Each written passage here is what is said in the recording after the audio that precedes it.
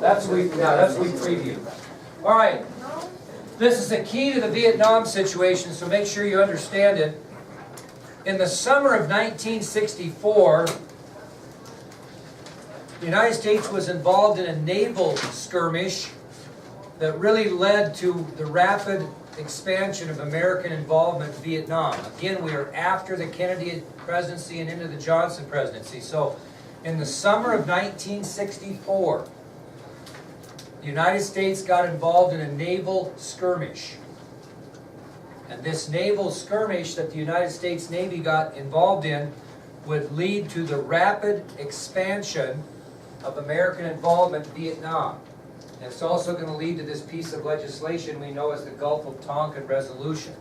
So again, in the summer of 1964, the American Navy got themselves involved in a naval skirmish, and that naval skirmish led to the rapid expansion of American involvement in Vietnam.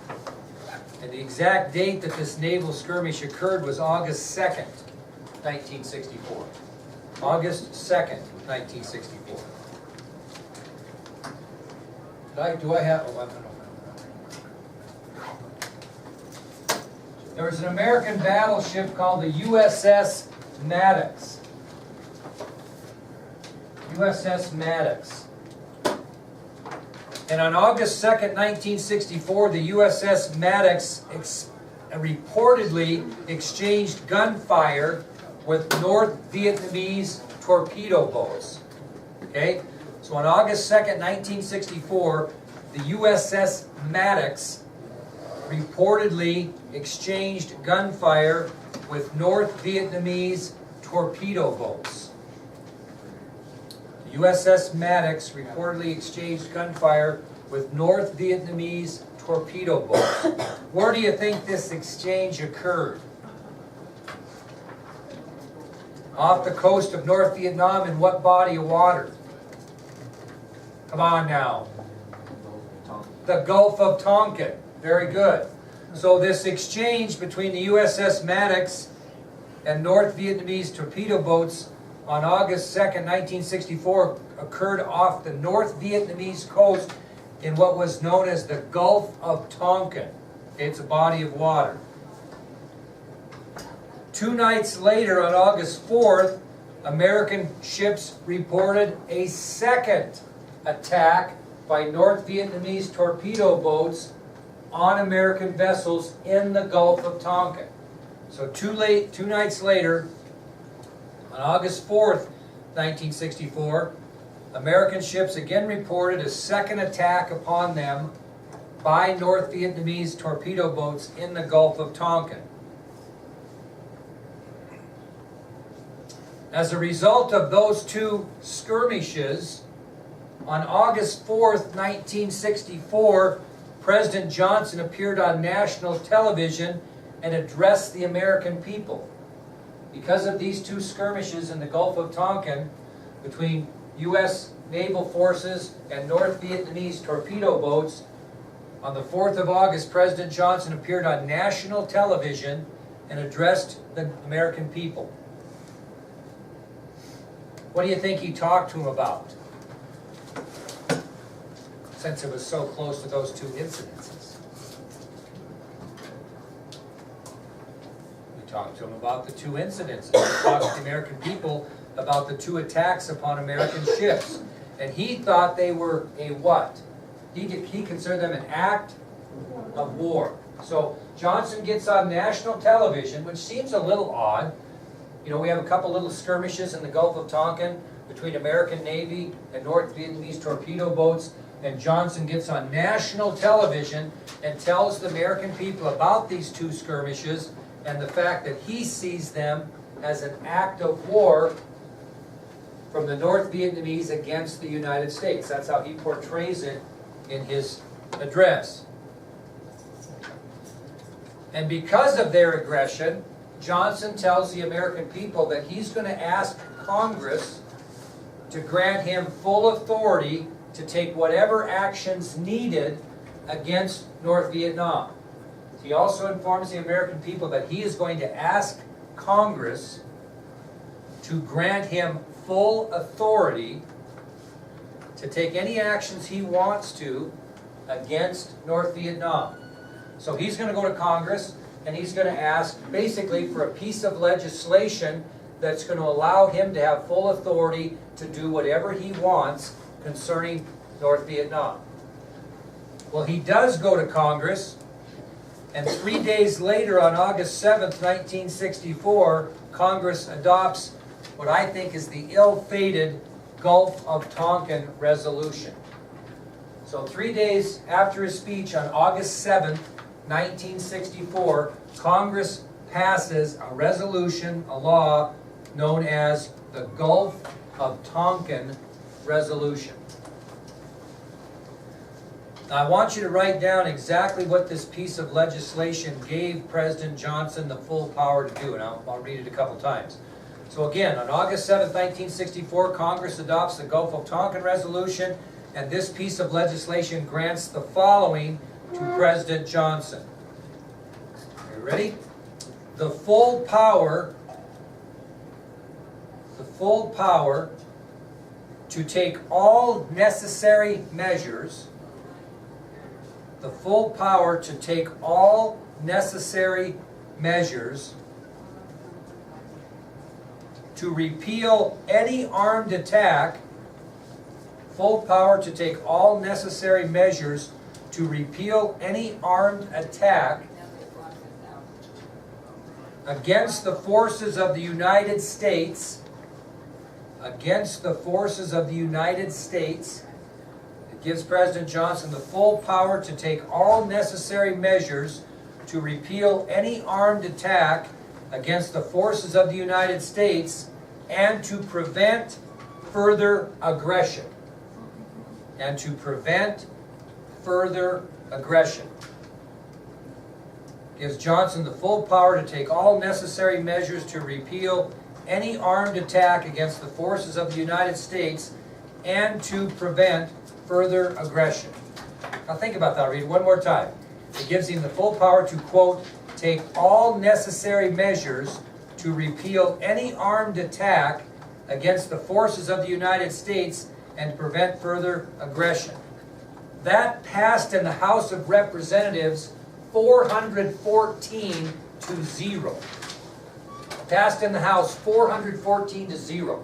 Every single member of the House of Representatives voted in favor. What are you doing there?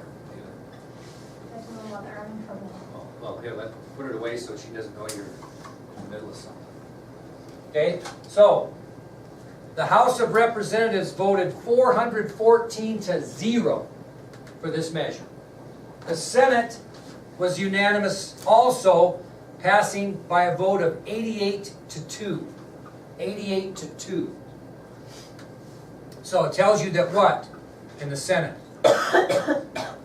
2 senators voted against it. One was Ernest Gruing of Alaska, and the other one was this guy right here, Wayne Morris of Oregon. So the 2 senators that voted against the Gulf of Tonkin resolution were Ernest Gruing of Alaska and Wayne Morris of Oregon. Was Mansfield still in the Senate? Yep. So he voted He for did. that? He did. Yep. Good question. He did. So the only 2 that voted against it was Ernest Gruing of Alaska and Wayne Morris of Oregon. Now, I'm going to go piggyback off of Wayne because he makes a great point. When we used to go to Washington, D.C. and visit with Senator Mansfield, you can imagine the kids, when they had the question and answer, ask him what? Why did you vote for the Gulf of Tonkin resolution? That's a great point you're making. And he would always say, biggest mistake I ever made in the Senate. Thanks, Ed. He would say that, biggest mistake he ever made. Now, here's the reason that Senator Morris voted no on that particular piece of legislation. You tell me if you think he might be right. First of all, we'll back up. What has Johnson got the full authority to do by passage of this? Whatever he wants to concerning North Vietnam. Here's what, you don't have to write this down word for word, but here's what Senator Wayne Morris said when asked, why did you vote against the Gulf of Tonkin resolution? He said, quote, we are in effect giving the president war-making powers in the absence of a declaration of war. I believe this to be a historical mistake. And I think he was right. Again, he said, we are in effect giving the president war-making powers in the absence of a declaration of war. I believe this to be a historical mistake. And I think he was right. And I think Mansfield would tell you in the latter stages of his life that Morris was right as well. Okay? Any questions on the Gulf of Tonkin? The point about this subtopic is the president has full authority to do whatever he wants in Vietnam. Is that like a normal thing? Did they ever do that before? Oh, well, the Korean War was considered a police action. There was no declaration of war in the Korean War either. But it was a police action. It wasn't a formal declaration of war, although it kind of did happen. But Truman didn't have near the power that Johnson has here. Okay? That was a United Nations decision in the Korean War. It would be a police action. So there were a lot of people involved. This was one man with full power. Okay, that'll take us to strategy in the Vietnam War. We're going to tell you what the American and South Vietnamese strategy is in the war, and then we're going to tell you what the North Vietnamese strategy was in the war. Keep it in mind, I think we just got to remember, North Vietnam communist, South Vietnam non-communist. So we're going to tell you about the American and South Vietnamese strategy in the war. How we're going to win the war. Okay? Now, early in the Vietnam War, the American and South Vietnamese strategy relied heavily on air attacks. Air attacks is how it started in Vietnam. That was our strategy in Vietnam when helping the South Vietnamese. And what does air attack mean? Dropping bomb after bomb after bomb after bomb on the country of North Vietnam to try to bomb them basically into submission. Okay, that was the strategy. Now here's an interesting statistic. We're talking about the bombs starting like in 1965-ish, you know. By the end of 1968, in about a 3-year period of time, the United States dropped more bombs on that tiny country of North Vietnam than they dropped in all of World War II all over the globe. Now you think about that. In 3 years in Vietnam, the United States dropped more bombs on that little country of North Vietnam than they dropped in the entire Second World War in all of Europe and all of Asia, in the Pacific. That's hard to believe.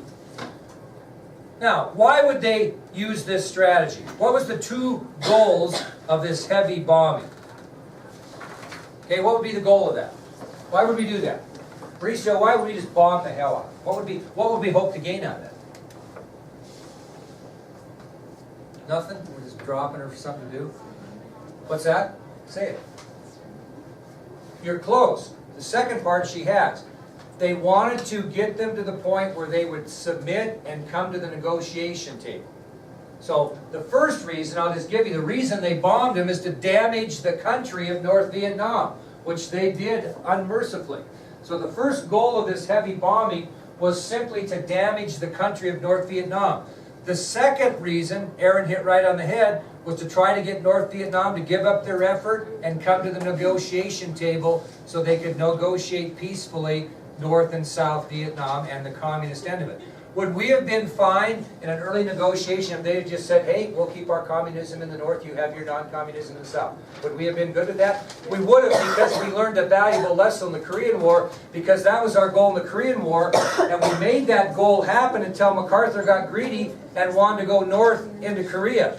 And we got up by China, and it was all hell to pay. And we were lucky to hold South Korea by the time it was over. So they would have taken this deal any time. So the reason for the heavy bombing was to damage the country of North Vietnam and try to get the leadership of North Vietnam to give up and get to the negotiation table.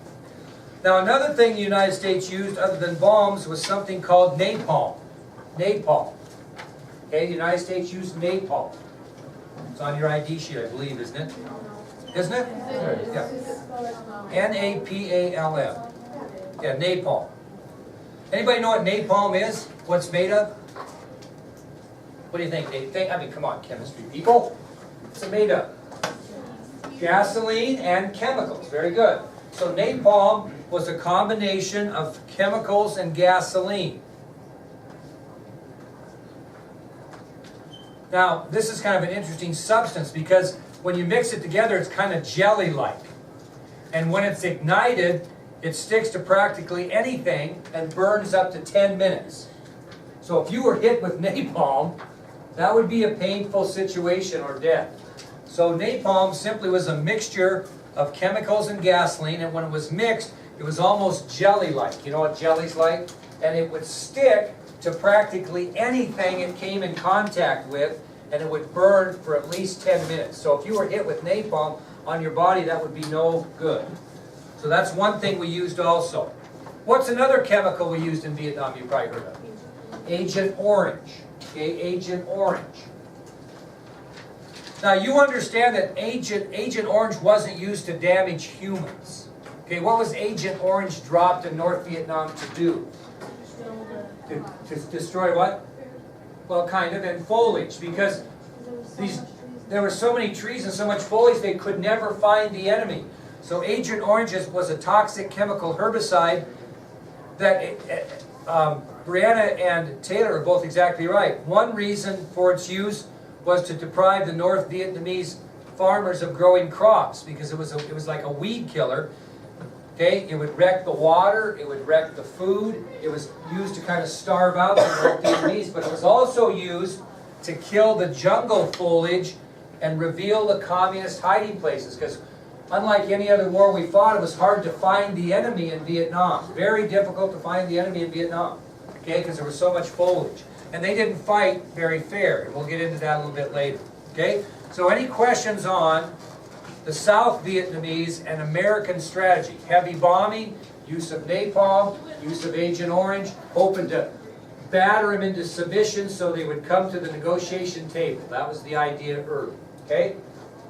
Does that mention a lot of ground troops on the ground? No, okay? All right, let's talk about the North Vietnamese strategy. Much, much different than the South Vietnamese strategy. North Vietnamese strategy. Now, North Vietnamese soldiers were known as guerrillas, not like gorillas. Okay, guerrillas. North Vietnamese guerrillas were North Vietnamese soldiers. They were better known as what?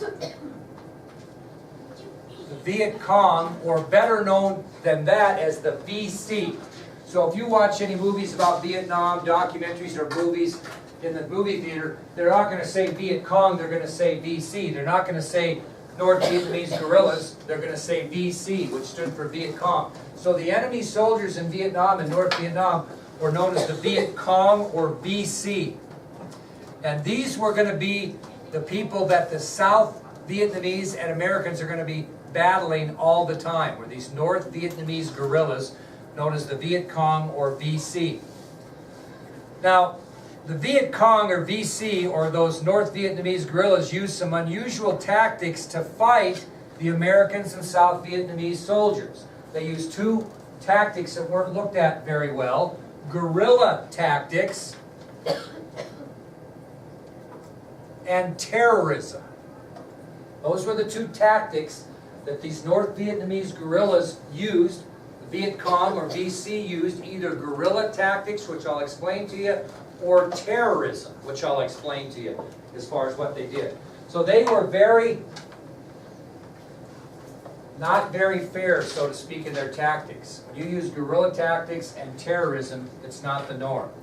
Now, I think I've told you this story before, but I'll tell it again, it's a good one. Here's my example of guerrilla tactics. Hit and run. Do you stand and face the person and fight head to head? You hit them in the mouth and run and see if they can catch you. Ever told you the Taco John story? 1978, Billings, Montana, Rocky Mountain College. So this buddy of mine, Ron Kane, and I get done having a little bit of fun one night, and we decide we're hungry and we go to Taco John's. And there's one guy in there ordering, and he's about as big as Nathan Kern, okay?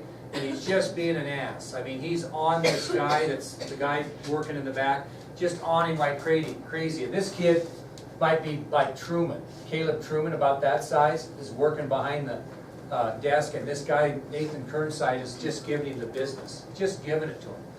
Finally, we're watching this and thinking, this guy's a jerk, but this kid's doing a pretty good job of taking it. Finally, This kid just gets pissed, and he takes off his Taco John's apron and throws down and says, "You and me outside right now." I'm thinking, don't do this, man. Don't do it. And this kid is pissed, and this guy's, yeah, fine, let's go outside. So they go, I'll never forget this, they went out the side door and head in this alley between, on Grand Avenue, between these two businesses. I don't even remember who the other business was. And I told my buddy, he says, we're going to go out there, we're not going to probably get involved in this, we're not going to let this kid get done, because this kid was just outgunned, I thought. Anyway, so the little guy gets out there, and right away he goes, he's pulling this with me. You know, I'm thinking, you okay, you're not going to intimidate him. And all of a sudden he starts, I'm not lying, he starts dancing around. This big guy's coming at him, he sneaks up on the big guy. Boom, and this guy's face is going, and then he sneaks over here, gives him about 3 more. And I'm not kidding you, in about 5 minutes, this guy, Nathan Kernsides, is on his back out. This kid, Caleb Trumansides, dusts himself off, goes back in, puts on his apron, and asks us what we want. I'm not making that up. I learned at that time never judge a book by its cover, because that kid evidently had some incredibly good boxing skills. But his strategy, did he get engaged with the guy? Hit and run. Bam, bam, bam, bam, get out of his way. Sneak over here, he's chasing him. Bam, bam, bam, get out of his way. Same type of thing the North Vietnamese did. They struck and then melted back in the jungles. Those are examples of guerrilla tactics. Here's some examples of terrorism they use, and they're not very fun. So, but I'll tell you what they were. Very common of them to plant bombs in country marketplaces. Okay, it'd be like in Warland, don't they have the county market down here on Saturdays where Mrs. Fry and her boyfriend used to bring all kinds of things down there and they sell all kinds of stuff. They would go to those types of places, those country marketplaces where they'd be selling produce and different things, and they would place bombs in those, and when people gathered in those areas, the bomb would go off and kill people. They didn't care who they were killing. If they could get a couple American GIs in the deal, that would be good.